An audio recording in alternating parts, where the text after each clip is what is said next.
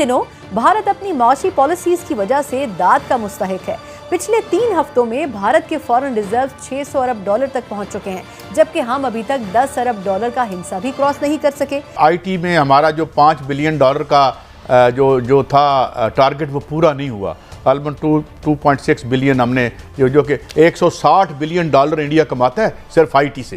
Tesla to discuss factory plan for new $24,000 car with collaboration in India. Tesla India में factory लगाने जा रहा है $24,000 की नई कार के लिए। यूनाइटेड नेशन सिक्योरिटी काउंसिल की लिस्ट आप पीडीएफ की खोलें तो टेररिस्ट का नाम पढ़ें। ऑर्गेनाइजेशन कौन सी है? वो ऑर्गेनाइजेशन बोको हराम नाइजर में काम कर रही है। टेररिस्ट कौन है भाई? अफ्रीकन है, लेकिन छुपा हुआ कहाँ है? छुपा हुआ पाकिस्तान में। नाजरीन, कल पाकिस्तान के एक शहर में एक एंटी इंडिया मिलिटेंट को पाक रेंजर के एक कमांडर ने गोली मार दी, जिसके बाद पाकिस्तानी इंटेलिजेंस ने कमांडर मोहम्मद अली को अरेस्ट कर लिया है। पीआईबी के मुताबिक ये शख्स इंडियन एजेंसी के साथ मिलकर काम किया करता था। लीबिया में 15,000 पाकिस्तानी जेल में, जीसी की 6 कंट्रीज में 12,000 पाकिस्तानी जेल में। सिमिलरली यूके में जेल की आबादी में सबसे ज्यादा पाकिस्तानी हैं। उन्होंने 600 अरब डॉलर को क्रॉस कर दिया और उसमें से 12 अरब डॉलर का आई थिंक जो फिगर है वो सिर्फ डेढ़ हफ्ते में हुआ है।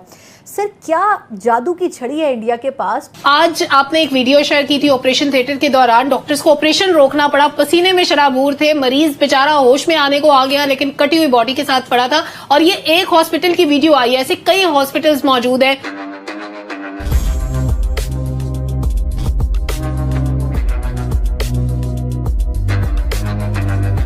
नमस्कार दोस्तों, कुछ दिन पहले हमारे प्रधानमंत्री मोदी जी अमेरिका गए थे।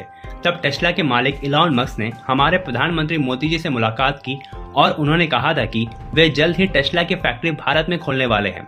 और दोस्तों, अब उसका अमल स्टार्ट हो चुका है, जहां टेस्ला के कुछ ऑफिशियल्स भारत आए हुए हैं हमारे cabinet minister Piyush Goyal sir से मिलने के लिए। और वे अब टेस्ला के लैंड और मैन्युफैक्चरिंग प्लांट के ऊपर बात कर रहे हैं। और अब जल्द ही टेस्ला भारत में अपना मैन्युफैक्चरिंग प्लांट भी खुलने जा रहा है। और दोस्तों, दूसरी खबर पाकिस्तान से काफी इंटरेस्टिंग है और वो ये है कि पाकिस्तान ने एक पाकिस्तानी डिफेंस फोर्सेस के रेंजर कमांडर को गिरफ्तार किया है। ये आरोप है कि ये फॉर्मर रेंजर कमांडो एक नेटवर्क चला रहा था जिसके तहत वह एंटी इंडिया टेररिस्ट जो पाकिस्तान में रहते हैं उन्हें मार रहा, और इसने एक Kashmiri based anti India terrorist को भी मारा है। और अब पाकिस्तान कह रहा है कि ये रॉ के एजेंट था, ये पाकिस्तानी फॉर्मर रेंजर कमांडो। तो चलिए दोस्तों, इसी पर आगे पाकिस्तानी मीडिया का रिएक्शन देखते हैं। एक इस वक्त अमेरिकन मीडिया पर खबर वायरल हो रही है, ब्रेकिंग न्यूज के तौर पर। ना सिर्फ अमेरिकन मीडिया बल्कि इंटरनेशनल मीडिया पर भी खबर चल रही है और खबर ये है, आप तक पहुंचा रहे हैं कि Tesla to discuss factory plan for new $24,000 car with collaboration in India. Tesla ने यह फैसला कर लिया है कि इंडिया में फैक्ट्री लगाने जा रहे हैं। वो टेस्ला इंडिया में फैक्ट्री लगाने जा रहा है $24,000 की नई कार के लिए और वहां पर प्लांट भी लगाया जाएगा। और इस सिलसिले में टेस्ला की अथॉरिटीज और वहां के एक्सपर्ट्स पहुंच रहे हैं इंडिया। वहां के commerce minister mister Piyush Goyal से मुलाकात के लिए। ये कहा जा रहा है कि हाई लेवल डिस्कशंस होंगी और इन डिस्कशंस प्लांट के हवाले से इस फैक्ट्री के लिए जो भी डिटेल्स हैं उनको एक टाइम फ्रेम सामने आएगा, बताया जाएगा।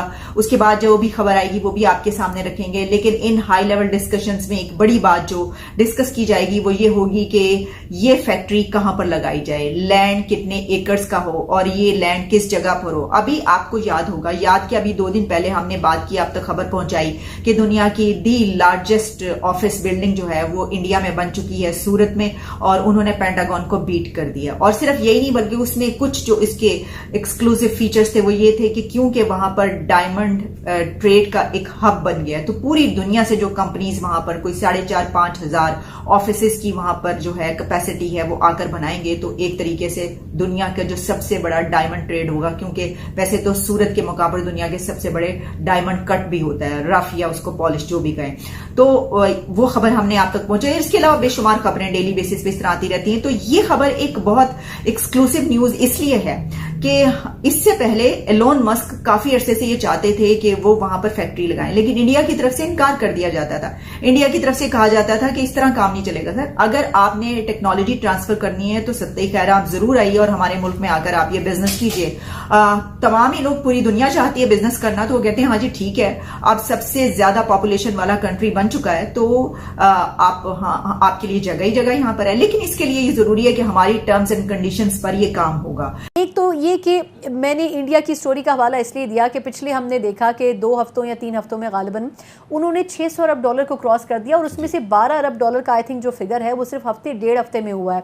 सर क्या जादू की छड़ी है इंडिया के पास, कुछ पॉलिसीज हम कॉपी ही कर लें, मतलब हम समझ ही लें कि हमारा पड़ोसी मुल्क अगर ये करा है तो उसमें से अगर 10-20% हम भी कर लें, किया क्या है सर उन्होंने? अच्छा सना, देखिए ये इकोनॉमिक्स को बड़ा पेचीदा बना के पेश किया जाता है कि जैसे बड़ी मुश्किल साइंस है, आपके सवाल का जवाब जैसे कोई रॉकेट साइंटिस्ट चाहिए, जवाब बड़ा आसान।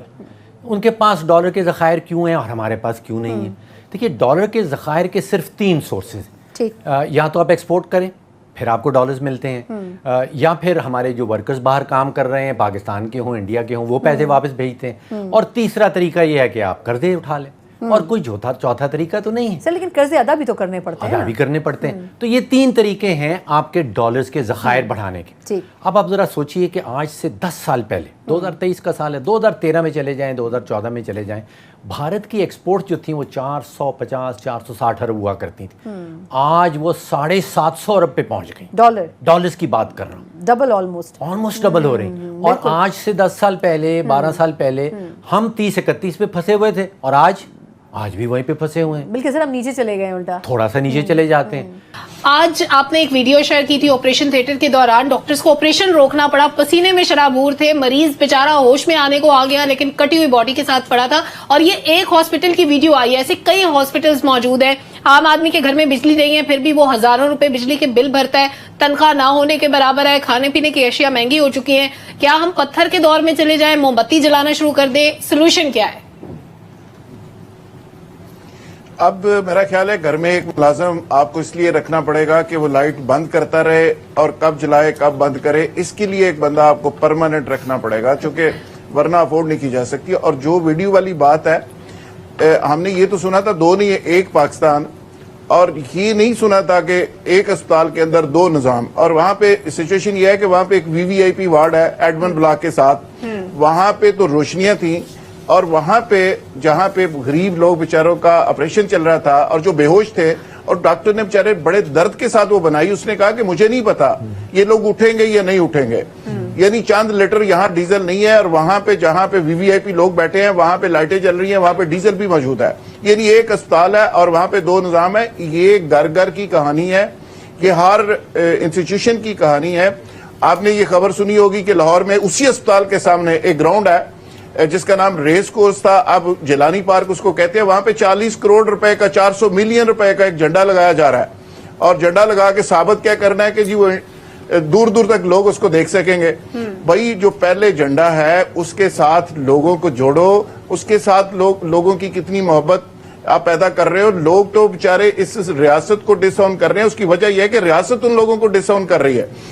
अशराफिया और एलीट क्लब और जो रूलिंग क्लास है उसकी और आम आदमी के दरमियान इतनी खलीज पैदा हो गई है। आम आदमी ये समझता है कि वो कमाता है इनकी याशियों के लिए, यानी आप अरबों रुपए की गाड़ियां खरीद रहे हैं, आप 40 करोड़ का झंडा लगा रहे हैं, मर रहे हैं, और आने वाले दिनों में जुल्फिकार साहब खुदकुशियों तक की खबरें हमें सुनने को मिलेंगी। बड़ी अफसोसनाक सूरत हाल है। ये वजीर और मशीर और सबको पेट्रोल भी मुफ्त है, सबको बिजली भी मुफ्त है, और ये हमारी जेबों से जाता है। हमें तकलीफ सबसे ज्यादा इस बात की होती है कि हम टैक्स पेयर के तौर पे पैसा अदा करते हैं, उससे इन सबको ये फैसिलिटीज मिलती हैं।